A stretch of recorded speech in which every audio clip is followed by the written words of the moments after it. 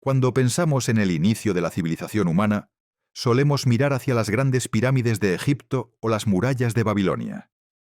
Pero mucho antes de que estas maravillas se alzaran, en las llanuras calurosas y fangosas del sur de Mesopotamia, la actual Irak, floreció una de las civilizaciones más antiguas y fundamentales de la historia, la civilización sumeria.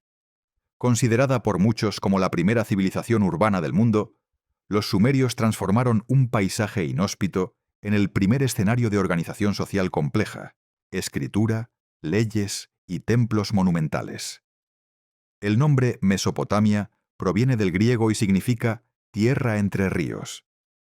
Se refiere a la fértil región ubicada entre el Tigris y el Éufrates, dos grandes cursos de agua que nacen en los montes de Anatolia y desembocan en el Golfo Pérsico.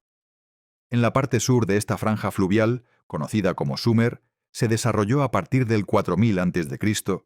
una cultura que pronto se distinguiría por su dinamismo agrícola, su arquitectura, su religión organizada y sobre todo por su legado escrito. Sin embargo, el entorno no era fácil.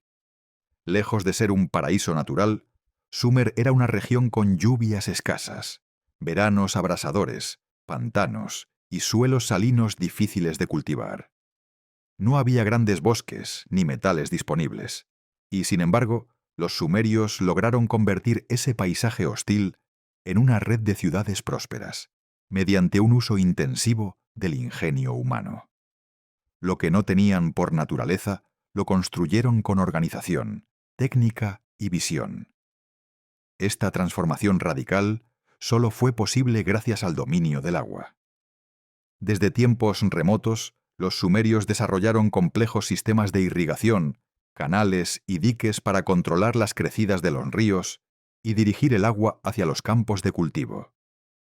Esta ingeniería hidráulica no solo permitió la producción de excedentes agrícolas, sino que también exigió coordinación colectiva, planificación y administración, los pilares de una civilización en formación. Las primeras aldeas dieron paso a núcleos urbanos como Eridu, Uruk, Nippur y Ur. Cada ciudad-estado era un centro político, religioso y económico independiente, con su propio templo principal, sus muros defensivos y su identidad local. El paisaje de Sumer pronto se cubrió de torres escalonadas, zigurats, que se alzaban sobre las casas de adobe, visibles a kilómetros de distancia sobre el horizonte llano. Pero más allá de las construcciones y del control del agua, lo que hacía de Sumer algo extraordinario era la revolución cultural que allí se gestaba. Porque en estas tierras nacieron muchas de las instituciones que hoy consideramos fundamentales para la vida civilizada. El concepto de ciudad, la división del trabajo, la burocracia, la propiedad privada, el comercio estructurado y la escritura. Y así, en el corazón de una región agreste, se escribió el primer capítulo de la historia humana. Un capítulo que hoy redescubrimos a través de tablillas de arcilla, ruinas milenarias y mitos ancestrales, intentando comprender cómo una cultura tan antigua pudo sentar las bases del mundo moderno. La aparición de las ciudades fue el gran salto de la humanidad hacia la civilización. Y en Sumer ese salto fue monumental. A partir del cuarto milenio antes de Cristo, los sumerios comenzaron a construir núcleos urbanos organizados, verdaderos centros de actividad política, religiosa, económica y social. Estas ciudades no eran simples agrupaciones de casas, eran entes autónomos, con estructuras complejas y una profunda vida comunitaria. Uruk, considerada por muchos como la primera gran ciudad de la historia, llegó a albergar entre 40.000 y 80.000 habitantes en su apogeo. En ella ya encontramos todos los elementos de una ciudad avanzada: murallas defensivas, templos monumentales, barrios especializados, rutas comerciales internas y, lo más sorprendente, una incipiente burocracia para controlar y organizar la vida urbana. Cada ciudad-estado tenía su propio gobierno, liderado en principio por una asamblea de ancianos y más tarde por un lugal o rey sacerdote que ostentaba el poder político y religioso. Estas ciudades no dependían de un poder central unificado, sino que coexistían como entidades independientes, a menudo aliadas, pero también rivales. Las guerras entre ellas eran frecuentes, principalmente por el control del agua y las tierras cultivables. El centro espiritual y administrativo de cada ciudad era el templo, que solía estar dedicado a una deidad tutelar local. En Uruk, por ejemplo, se veneraba a la diosa Inanna, en Nippur, al dios Enlil, y en Eridu, a Enki. Estos templos eran también centros económicos. Almacenaban grano, controlaban tierras, organizaban trabajo y distribuían recursos. Con el tiempo, estos templos evolucionaron en las icónicas zigurat, torres escalonadas que se alzaban hacia el cielo como símbolo de conexión entre lo divino y lo humano. Las viviendas, construidas en su mayoría con ladrillos de adobe, se organizaban en calles estrechas y patios internos. Había barrios artesanales, zonas residenciales y espacios de mercado. En algunas ciudades incluso se han identificado sistemas rudimentarios de drenaje y pozos públicos.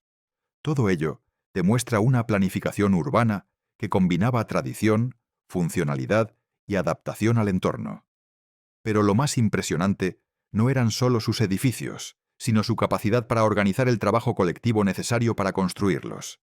Levantar muros, excavar canales, fabricar ladrillos, recolectar impuestos y mantener el orden exigía una administración compleja. Y aquí es donde la civilización sumeria da un paso clave: la invención de la contabilidad y de la escritura. Pocas invenciones han cambiado la historia de la humanidad como la escritura. Y fue en Sumer, en algún momento hacia el 3300 a.C., donde surgió la primera forma de escritura conocida: la escritura cuneiforme. Su nacimiento no fue literario ni filosófico, sino profundamente práctico. Nació de la necesidad de contar, registrar y controlar. En los templos sumerios, que funcionaban como centros económicos y redistributivos, era crucial llevar la cuenta del grano almacenado, del ganado recibido, del trabajo asignado, de los productos entregados o de los impuestos cobrados. Inicialmente, estas operaciones se realizaban mediante fichas de arcilla que representaban cantidades y mercancías. Estas fichas se guardaban dentro de esferas de barro llamadas bulae, pero con el tiempo se comenzó a imprimir los símbolos directamente sobre tablillas planas de arcilla. Así comenzó una evolución que llevó a la creación de pictogramas. Dibujos que representaban objetos concretos como una espiga, un pez o una vasija. Pero la escritura sumeria no se detuvo allí. Pronto empezó a incluir signos que representaban acciones, ideas abstractas o sonidos. Esta transición marcó el paso de un sistema meramente contable a un verdadero lenguaje escrito. La herramienta usada para escribir era una caña afilada, que al presionarse sobre la arcilla húmeda dejaba marcas en forma de cuña, de donde proviene el término cuneiforme. El sistema se volvió más abstracto y complejo con el tiempo, y llegó a tener más de 600 signos diferentes, aunque con el paso de los siglos se fue simplificando. Las primeras tablillas que conservamos no contienen poesía ni historia. Son listas, registros, recibos. Pero con el tiempo, la escritura cuneiforme comenzó a utilizarse para redactar leyes, contratos, himnos, mitos y literatura. En estas humildes tablillas de arcilla está escrita la historia de toda una civilización. La escritura fue una herramienta de control, pero también de conocimiento. Permitió la transmisión de ideas, la consolidación de instituciones y el surgimiento de una tradición intelectual, y desde Sumer se expandió por toda Mesopotamia, siendo adoptado y adaptado por pueblos posteriores como los acadios, los babilonios o los asirios. La escritura cambió para siempre la forma en que los humanos se relacionaban con el tiempo, la memoria y el poder. Y todo empezó aquí, entre el Tigris y el Éufrates. En los templos silenciosos de barro y caña, donde un escriba, con su estilete, comenzó a dejar huellas sobre el barro húmedo, sin imaginar que estaba dando inicio a la historia escrita de la humanidad. En el corazón de toda ciudad sumeria se alzaba un templo. No solo era el centro espiritual de la urbe, sino también su eje económico, político y social. Para los sumerios, la religión no era una esfera separada de la vida, lo impregnaba todo. Cada aspecto del mundo, el clima, las cosechas, las enfermedades, la guerra, el comercio, era interpretado como una manifestación de la voluntad divina. Los dioses sumerios no eran abstractos ni inalcanzables. Eran poderosos, sí, pero también caprichosos, complejos y profundamente humanos en sus pasiones. Cada ciudad tenía su deidad tutelar. En Uruk era la diosa Inanna, señora del amor, la guerra y la fertilidad. En Nippur se veneraba a Enlil, señor del viento y soberano del panteón. En Eridu, el sabio Enki dominaba las aguas subterráneas y la sabiduría. En la ciudad de Ur, el dios lunar Nana marcaba el ciclo del tiempo. El templo era la casa del dios. En su cima, en el zigurat, se creía que la deidad descendía en determinados momentos del año. Allí los sacerdotes realizaban ofrendas, sacrificios y rituales de purificación. El pueblo no accedía libremente al santuario. Era un espacio reservado a una élite religiosa que oficiaba en nombre de la comunidad. Pero la religión no era solo liturgia. También era mitología, poesía, explicación del universo.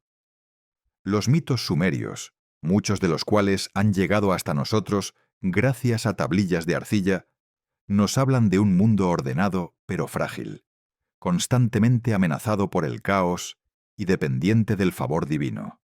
Uno de los relatos más antiguos es el mito de la creación, donde los dioses crean al ser humano no por amor o compañía, sino como solución práctica, para trabajar la tierra y servir a los dioses. El hombre es una herramienta divina, una criatura nacida del barro mezclado con sangre de un dios sacrificado, destinada al trabajo agrícola y a las ofrendas rituales.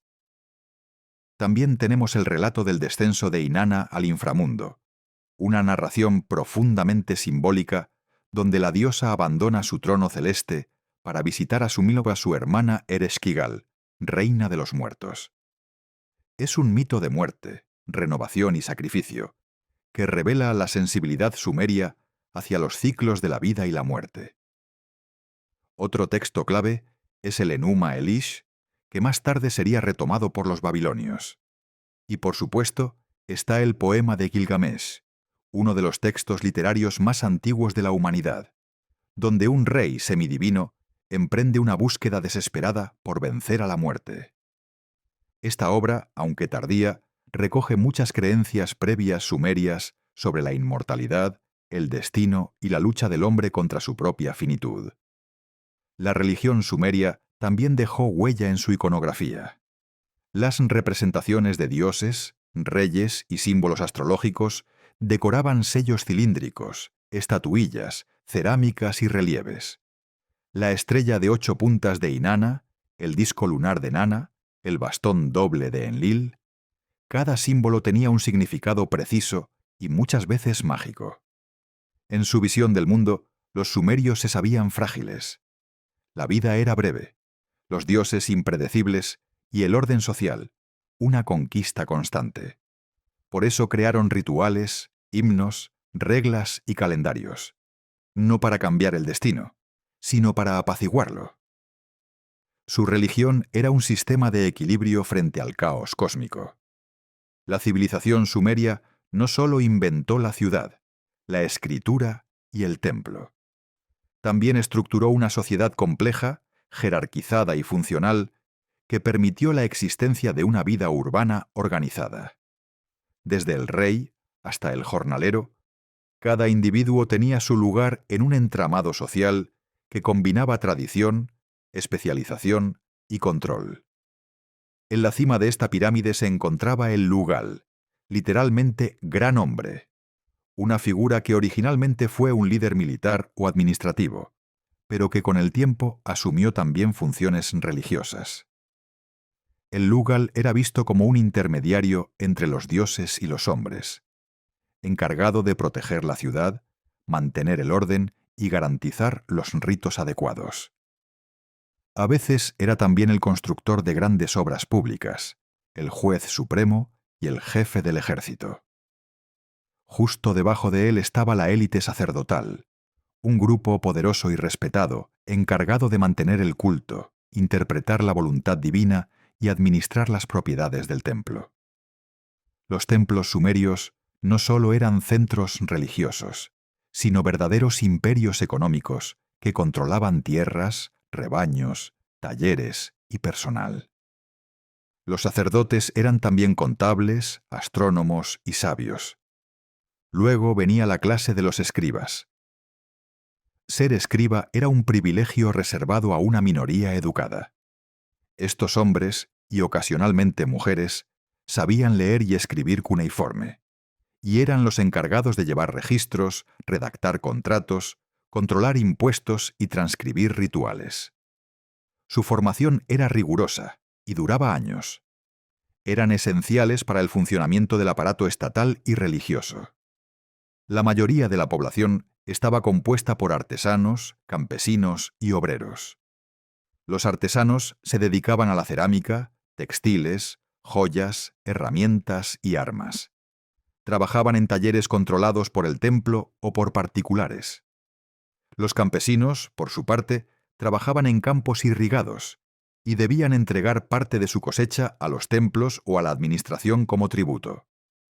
Muchos eran libres, pero otros trabajaban como arrendatarios o incluso como siervos.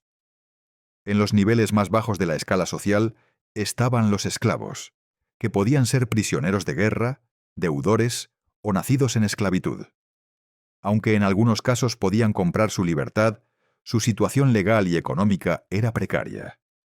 Sin embargo, la esclavitud sumeria no era racial ni tan rígida como en civilizaciones posteriores, y los esclavos podían integrarse en la sociedad con el tiempo. La familia era el núcleo básico de la sociedad. El padre era la figura de autoridad, y las mujeres, aunque subordinadas en lo legal, desempeñaban un papel importante en la vida económica y religiosa. Algunas mujeres eran sacerdotisas, comerciantes o escribas. La educación de los hijos, especialmente varones, era un asunto serio.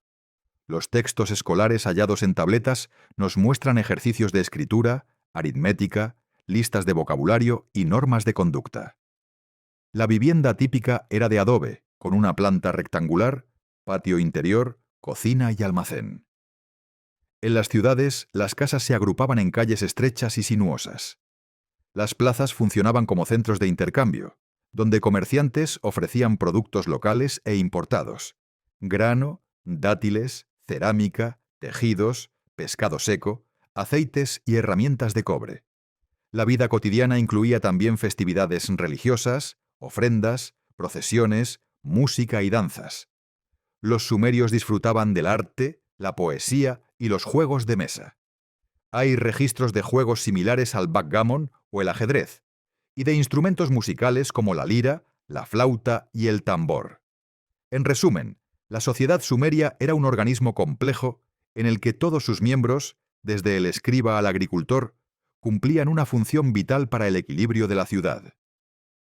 Era una civilización donde la cooperación era tan importante como la jerarquía, y donde la cultura del deber, la piedad y el orden marcaban el ritmo de la existencia diaria. Con el paso de los siglos, las ciudades-estado sumerias se convirtieron en centros cada vez más poderosos. El crecimiento económico, el desarrollo agrícola y el aumento de la población trajeron consigo nuevas tensiones.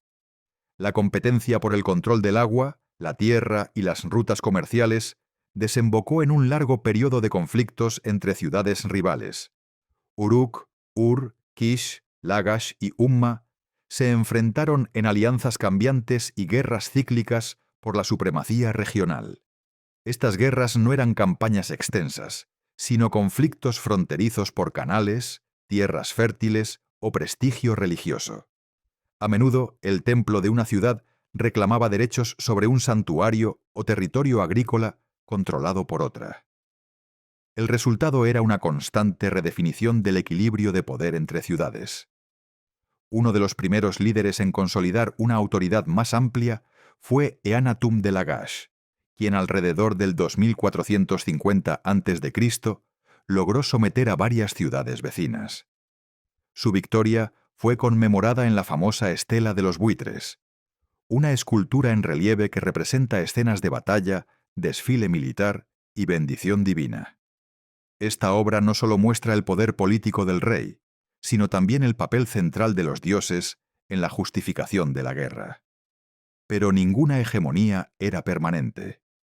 Las ciudades se alzaban y caían con rapidez. Tras Lagash, Kish retomó el liderazgo, luego Uruk y más tarde Ur. Cada ciudad trataba de convertirse en el centro del mundo, lo que no solo implicaba control político, sino el reconocimiento religioso por parte de los templos y sacerdotes de otras ciudades. Durante este periodo se consolida un modelo político-religioso que perduraría siglos. El del rey sacerdote como figura central, legitimado por los dioses y respaldado por la burocracia. El sistema templario, la contabilidad, la escritura cuneiforme, el comercio organizado y la educación de élites formaban ya parte integral del tejido social sumerio. Además, Sumer comenzó a influir más allá de sus fronteras. Hacia el norte, en Akkad, poblaciones semitas adoptaban elementos culturales sumerios: su escritura, su arquitectura, su religión. La región mesopotámica comenzaba a integrarse, por primera vez, en una cultura compartida, aunque aún sin un poder unificador definitivo.